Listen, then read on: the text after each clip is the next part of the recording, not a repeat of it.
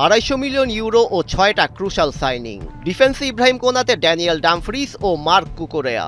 আক্রমণ ভাগে দিওমান্দে ও Carlos SP. আর মাঝমাঠে অভিজ্ঞ বার্নার্ডো সিলভার সংযোজন। গ্রীষ্মের দলবদলের বাজারে ব্যস্ত সময় কেটেছে রিয়াল মাদ্রিদের। পজিশন বেসড এই ট্রান্সফারগুলো নিশ্চয়ই অল্প দামে অনেকটা সোনার হরিণ পাওয়ার মতোই। তবে এত কিছুর পরেও কোথাও যেন একটা শূন্যতা। রদ্রি শূন্যস্থান কি আসলে পূরণ করতে পেরেছে লস ব্লাঙ্কোরা? 2025 সালে টনি ক্রুস ও মদ্রিজের বিদায়ের পর মাঝমাঠে একটা শূন্যতা থেকেই গেছে, যা গেল মৌসুমে হারে হারে টের পেয়েছে 15 বারের ইউসিএল চ্যাম্পিয়নরা। সেই গ্যাপ ফিল আপ করতে চলতি সামার মার্কেটে সিলভা ও রদ্রির উপর নজর দেয় স্প্যানিশ জায়ান্টরা। সিলভা হ্যাঁ বললেও রিয়ালের অফারে রাজি হননি রদ্রি হার্নান্দেজ। বিশ্বকাপ জয়ী স্প্যানিশ অধিনায়ক বেছে নেন রাইভাল ক্লাব বার্সেলোনাকে। মাদ্রিদ ফ্যানদের কাছে রদ্রিগের না পাওয়া একটা আক্ষেপের গল্প হলেও মরিনিও সেই কথায় বিশ্বাসী নন। পর্তুগিজ মাস্টারমাইন্ড কারেন্ট স্কোয়াড নিয়ে বেশ স্যাটিসফাইড, এমনকি এই দল নিয়ে তিনি যুদ্ধ করতে প্রস্তুত। সোমবার প্রেস কনফারেন্সে তিনি জানিয়েছেন চলতি সিজনের জন্য তার দল রেডি আছে, কিন্তু ট্রান্সফার মার্কেট যেহেতু এখনো খোলা, তাই এটা বলা বেশ মুশকিল দলে কে থাকতে চায় কিংবা ছাড়তে চায়। মরিনিওর চোখে নেই নতুন কোনো পছন্দের সাইনিং এর প্রয়োজনীয়তা। অবশ্য স্কোয়াডের কেউ এখন দল ছাড়তে চাইলে রিয়াল কোচ নারাজ হবে বলে জানিয়েছেন, তাই স্কোয়াডকে তিনি পুরো মৌসুমে ধরে রাখতে চান। Breaking news, Angela Cook Circle.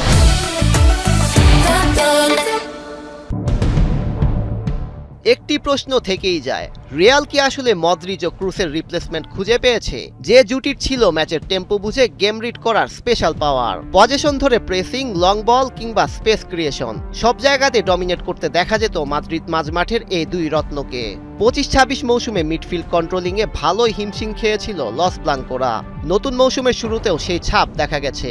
লা লিগায় নিজেদের প্রথম ম্যাচে এসপানিওলের বিপক্ষে 2-1 গোলে মরিনিওর দল জিতেছে ঠিকই, কিন্তু তার জন্য অপেক্ষা করতে হয়েছে শেষ মিনিট পর্যন্ত। সেদিন মরিনিও একাদশে মাঝ মাঠে রেখেছিলেন সিলভা ও ফেদেরিকো ভালভার্দেকে। এরপরও মাঝ মাঠে ঠিকই সাফার করতে দেখা যায় লস ব্লাঙ্কোদের।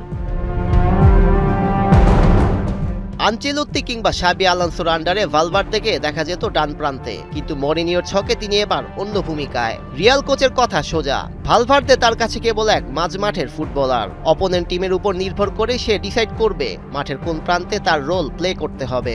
অর্থাৎ উরুগুয়ানি তারকাকে নির্দিষ্ট কোনো পজিশনে বেঁধে রাখার পক্ষে নন মরিনিও। প্রত্যেক মিডফিল্ডারকে পুরো মাঝ মাঠে মিশে যাওয়ার বার্তা দিয়েছেন তিনি। রদ্রিকে দলে ফেরাতে না পেরে হাতে থাকা অপশন নিয়ে ম্যাসিভ চেঞ্জ জানতে চান the special one Jose Mourinho. তবে ইনজুরি যে হানা দিবে না তার কোনো নিশ্চয়তাও দেয়া যায় না। চুয়ামিনের দিকে তাকালেই তা বোঝা যায়।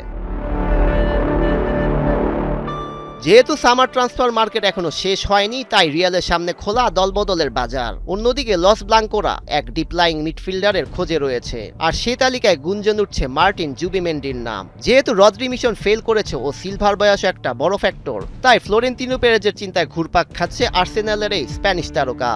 ব্রুনো গিমারেসকে দলে ফেরানোর পর আর্তেতার প্ল্যানে নেই বিশ্বকাপ জয়ী এই ডিফেন্সিভ মিডফিল্ডার। এমনকি কমিউনিটি শিল্ড ও কভেন্ট্রি সিটির বিপক্ষেও ছিলেন না দলে। তাই জুবিমেন্ডি টু রিয়াল ডিল এখন শুধুই গুঞ্জন নয়, হয়তো হয়েও যেতে পারে। রদ্রি ডিল ফেভার না করলেও বিকল্প পথ ঠিকই খুঁজে নিয়েছেন রিয়াল বস মরিনিও। কারেন্ট স্কোয়াড নিয়ে সন্তুষ্ট থাকলেও জুবিমেন্ডি সংযোজন মাদ্রিদ শিবিরে এনে দিতে পারে বাড়তি শক্তি। সৈয়দ রেজওয়ান রহমান, ৭১।